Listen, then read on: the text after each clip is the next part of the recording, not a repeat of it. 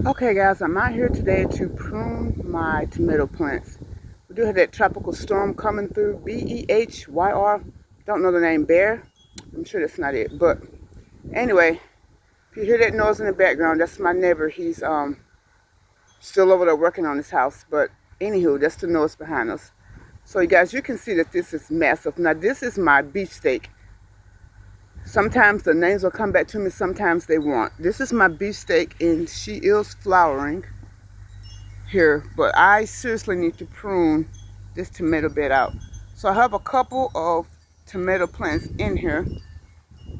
Then this right here is some oregano.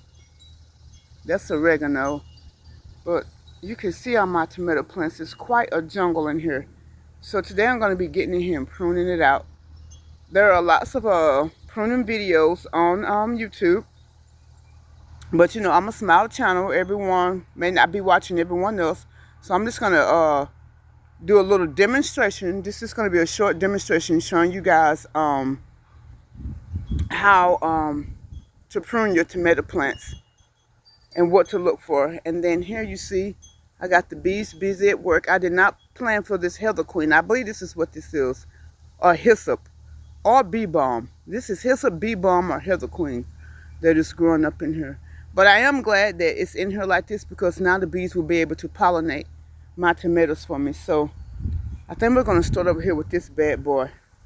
I've let this get out of control. I did not plan for it to get this massive. But then again, I was working on my grapevine, so I really didn't have time to get over here. But now that I do, woof. Okay, so I'm going to try to start from the bottom now. These are already in tomato cages. So see guys, when you take too long, so yeah, I'm gonna be in for some trouble now. So I'm gonna start where I can. So let me get my my clips out. Got my little chicken apron on here. I'm gonna get my clips out. Got my little pruners here. All right. So I'm gonna see if I can get in here. So do you guys see that right there in the middle? See that little guy right there? That's a sucker. So we're going to take that out. You want to cut those out when you see them. So when you see suckers in there, you're going to want to cut them out. Now, we're going to cut this. You want to cut the leaves off at the bottom. And the reason that you want to do that is a disease. So that when you're watering, now those aren't disease. What I mean by disease is to prevent disease.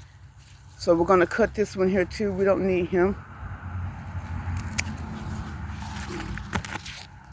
You want to be growing tomatoes and not leaves. And now that you see I've got a little way in here, we're going to reach down in there and cut that one off. You want it cut down at the base so that when you're watering it, any disease that might be anywhere will not splash up and hit your tomatoes. So guys, that's just a little bit of the work. Just to recap again right here, this is called a sucker. Cut that off, and then we're gonna cut this off. Now, we're gonna give it a pretty good haircut, but we're not gonna go crazy.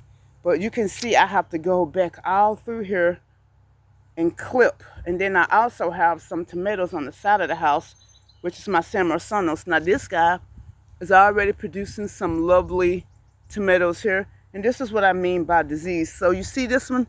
This one is in a grow bag, and this is not one that I started myself. This is one I bought from somewhere.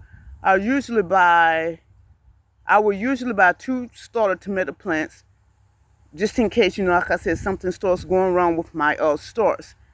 This right here, that is disease on the tomato plant. So if you keep it trimmed at the bottom, you won't get that. And that's diseased on there. And then yes, it has tomatoes. But if anyone knows of a better way to stake up tomato plants that's in a grow bag, let me know. Because I have staked this thing up several times and it keeps falling. But you can see she has lovely tomatoes on her. I do have tomatoes out here. But yeah, I need to get the clipping, so That's disease though, right there. And then, so see, we're going to go in here and clip that out. And you want to go ahead and get it out the bag. You don't want to leave it in there. You clip it out. You want to take it out. You also don't want to put this in your compost. You want to, as soon as you clip it, immediately get it out the garden. I have some leaf bags in the house. So I'm going to bag it up and actually throw it out. I'm not even going to keep it on the property. Normally, I would take it all the way to the back and dump it and just let it break down there. But if I ever wanted to use that for compost, I wouldn't be able to use it because it's going to be diseased. So I'm just going to get a leaf bag and throw that in there. So guys, yes, that's how, a quick demonstration on how to clip your tomatoes. So you can see I have a lot here. Now you guys might want to see these. This might be a San Marzano that got in here, or it's a San Marzano or Amish paste. The tags are all the way at the bottom. There's like no way I'm going to be able to. But yeah, guys, make sure you get out and clip your tomato plants. All the leaves off at the bottom.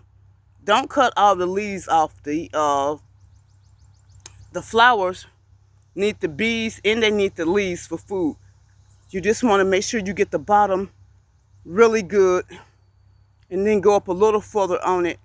What I'm going to do is once I get done clipping this, I'm going to do like a little quick update and let you guys see how much better it looks and how far to clip up. But for now, I've got to get busy. I have this bed and then I have another bed to do. And then I have more work I have to do over here in the garden. So, okay, guys, that is how you clip it, your tomato plants.